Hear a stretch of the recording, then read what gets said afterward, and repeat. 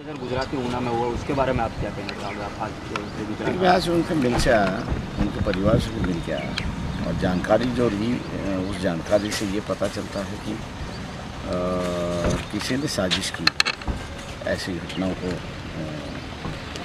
खो करके, क्योंकि उनको बुलाया जाता है अधिकार रूप से, वो गांव काम करने चले जाते हैं।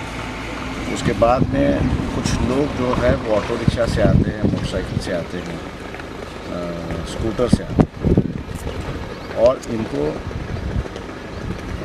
बातचीत के बहाने से उनका मोबाइल निकाला जाता है, उनके हाथ से हथियार निकाले जाते हैं और उसके बाद में फिर इनको पीटना शुरुआत होता है। और फिर बाकी का जो उनके साथ जो अत्याचार हुआ वो तो वीडियो में कैद है ही।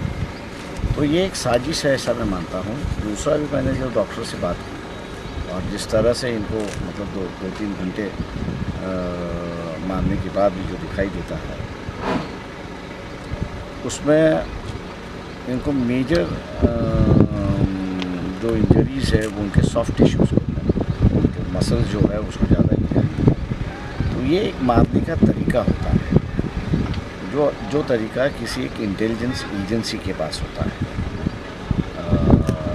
कि बाहर से कुछ मारा है ऐसा दिखना नहीं चाहिए, लेकिन अंदर से उनको इतना दर्द हो कि वो चिल्लाने लगे। तो ये एक इंटेलिजेंस डिपार्टमेंट का ही तरीका होता है कि उनको ही ट्रेनिंग दिया जाता है। तो ये मैं कह रहा हूँ कि इनको भी ट्रेनिंग दी गई है, जिसको सरकार ने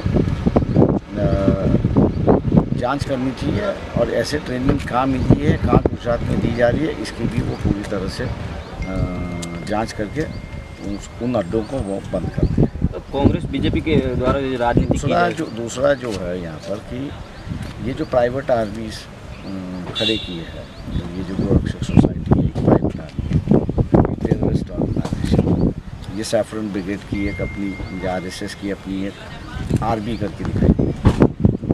तो हम लोग सरकार से पूछते हैं कि ये आर्मी की आपको ज़रूरत क्या है?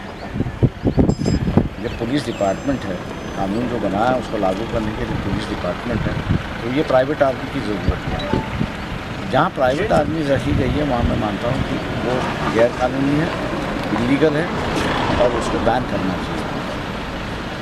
दूसरा जो है कि इस गैर संगठन का जो आदमी हम लोग कह रहे हैं गैर कानूनी आदमी है, इनके जो प्रमुख हैं, वो गुजरात में बताया गया है कि तोगड़िया जी इनके प्रमुख हैं। वो ऐसे जितनी इनकी प्राइवेट आर्मीज है इनको बैन करना चाहिए। इनके जो प्रमुख हैं उनको मौका के अंदर अरेस्ट होना चाहिए, ये हम लोग मांग कर रहे हैं। बीजेपी और कांग्रेस के द्वारा जो राजनीति की जा रही है उसके बारे में देखिए, दोनों राजनीति कर रहे हैं।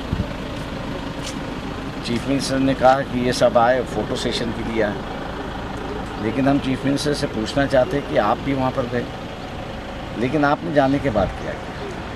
उनको तो पकड़ा नहीं है अभी तक। जो पुलिस ने कार्रवाई की, वो 4 बच्चों को पकड़ के अंदर डाल दिया, उन पर भी कार्रवाई की, उनको भी आरोपी होना चाहिए, वो भी नहीं है। तो ये भी हम लोग अनुमान निकाल सकते हैं कि चीफ मिनिस्टर जो आई वो है फ़ोटो सेशन के लिए आई। अगर सही उनके दुख और दर्द में सहयोगी होने के लिए अगर आती तो शायद मेरे ख्याल से उनको पकड़ लेते अभी तक। और दूसरा जो है तोगड़िया जैसे जो व्यक्ति है जो ये प्राइवेट आर्मी चला रहे और सरकार को अड़चन में ले आ रहे, उनको अब तक अरेस्ट होता मौका के अंदर, लेकिन उसमें से कोई कार्रवाई दिखाई नहीं।